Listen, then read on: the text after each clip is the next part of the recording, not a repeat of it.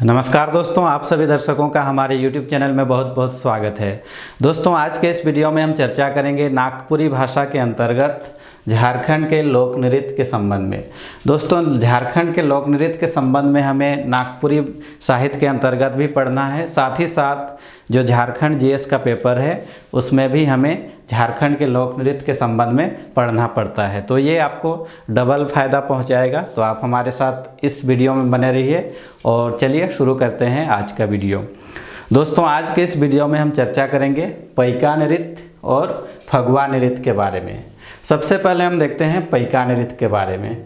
पैका नृत्य उत्तेजक, ओजस्वी, मनोरंजक, वीरतापरक नाच मानल जाएला। दोस्तों, पैका नृत्य जो होता है एक उत्तेजक, ओजस्वी, मनोरंजक और वीरतापूर्वक नाच माना जाता है। पैका नचैया मन सैनिक कर वेशभूषा धारण करके नाचैना। दोस्तों, पैका नृत्य की क्या विशेषता है? इसमें जो नर्तक होते हैं वो सैनिक की वेशभूषा धारण करते हैं और नाच करते हैं। नाचैया मनक एक हाथ में ढाल और एक हाथ में तलवार रहेला। कलाकार मन तलवार भांज के और नाच के कला कर प्रदर्शन करेना। दोस्तों, जो पैका नर्तक होते हैं उसके एक हाथ में ढाल होता है और एक हाथ में तलवार, और उसी के माध्यम से अपना नाच का जलवा दिखाते हैं, अपना करतब दिखाते हैं।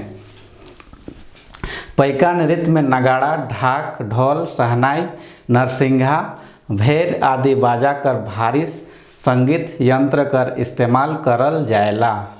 यानी कि पैका नृत्य में जो वाद्य यंत्र प्रयोग होते हैं उसमें प्रमुख रूप से क्या होता है?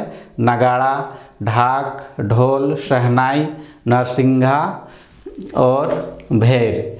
दोस्तों, ये जितने भी वाद्य यंत्र हैं इससे बहुत ही हैवी आवाज़ निकलता है, बहुत ही भारी आवाज़ निकलता है और बहुत दूर तक सुनाई देता है। इसके बाद पैका नृत्य के बारे में और कुछ जानकारी हासिल करते हैं। पैका नृत्य मूल रूप में एक युद्ध नृत्य है के पैका नृत्य कोनो युद्ध विजय और कन्या हरण करके विवाह कर उपरांत नाचल जात रहे। दोस्तों, पैका नृत्य की शुरुआत कैसे हुई इसके बारे में भी चर्चा करना जरूरी है।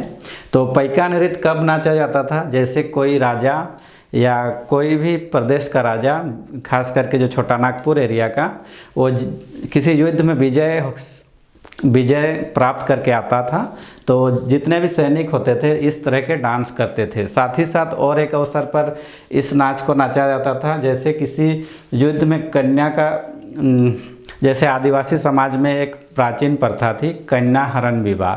तो किसी कन्या का हरण करके विवाह के उपरांत इस प्रकार का नृत्य नाचा जाता था।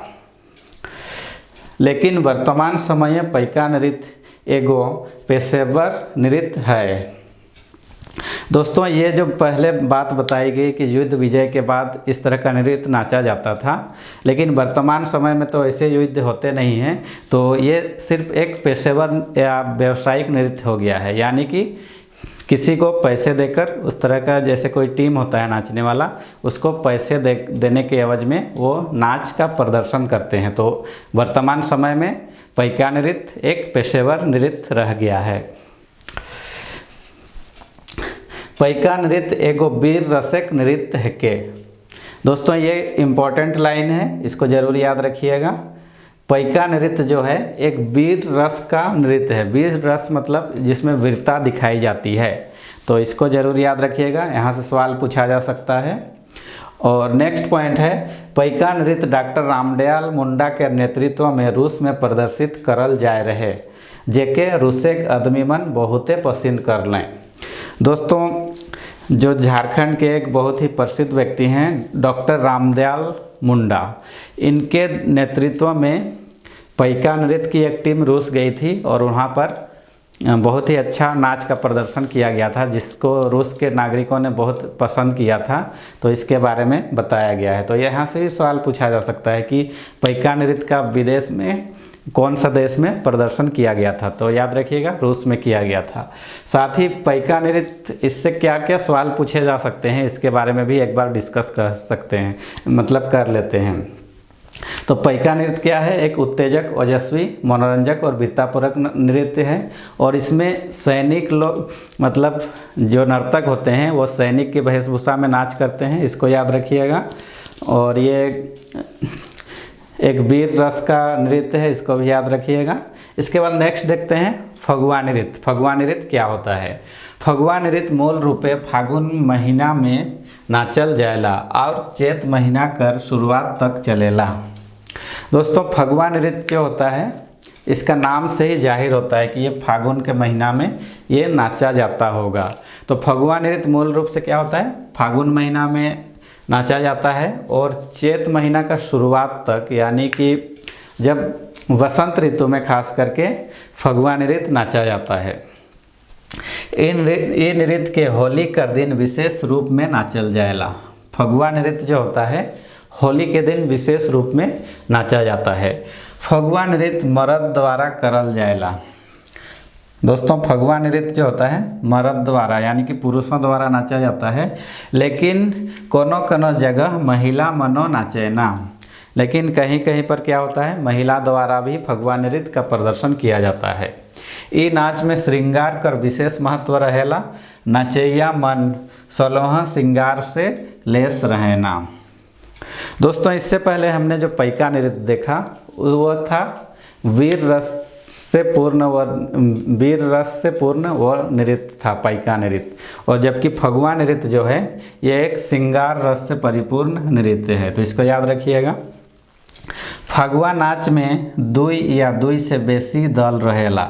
एक दल गाना गाए के सवाल पूछेला तो दूसर दल इकर जवाब गाना कर द्वारा देई।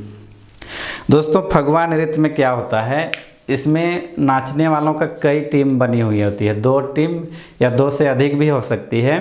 तो इसमें क्या किया जाता है, एक टीम द्वारा गाना के रूप में कुछ सवाल पूछे जाते हैं, गानों के द्वारा सवाल पूछे जाते हैं और दूसरे टीम द्वारा उसी सवाल का जवाब गानों के द्वारा दिया जाता है। तो फगुआ नृत्य की ये विशेषताएं हैं। तो दोस्तों ये था आज का वीडियो, उम्मीद करते हैं आपको पसंद आया होगा। अगले वीडियो में फिर मिलेंगे कोई नए टॉपिक के साथ, तब तक आप अपना ख्याल रखिए। धन्यवाद।